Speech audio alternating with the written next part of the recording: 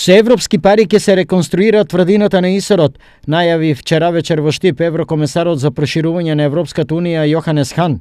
Следејќи го примерот со финансирањето на изградбата на мултимедијалниот центар Киро Глигоров, сосем евидентна е реализацијата и на овој капитален проект. For instance, as we has heard as an idea, the restoration or rehabilitation of the fortress here in Stip. Имаше една идеја која што произлезе во врска со рехабилитација или реновирање на тврдината тука во Штип, така да тоа исто така представува дел на културното наследство на вашата земја, кој што исто така како додатна вредност би имало креирање на друга туристичка атракција во вашата земја.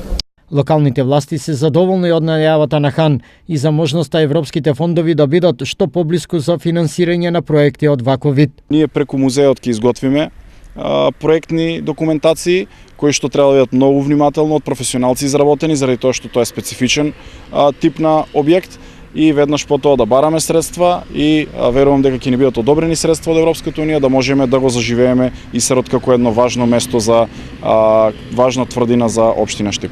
Идејата за реконструкција на тврдината на Исерот пред повеќе години иницира изготовка на идеен проект од експертите во Штипскиот народен музеј. Поради немање пари, идејниот проект остана во фиока, а идејата остана само идеја. Надежта дека ќе се стори нешто ново поле сино ќе ја даде Хан. Сепак за почеток се потребни 10.000 евра за изготовка на основен проект. Со него ќе се аплицира до еврофондовите за добивање на потребните средства за реконструкција. Првичната финансиска рамка изнесува од 2,5 до 3 милиони евра, информираат за телевизија Стар денеска експертите од Штипскиот музеј.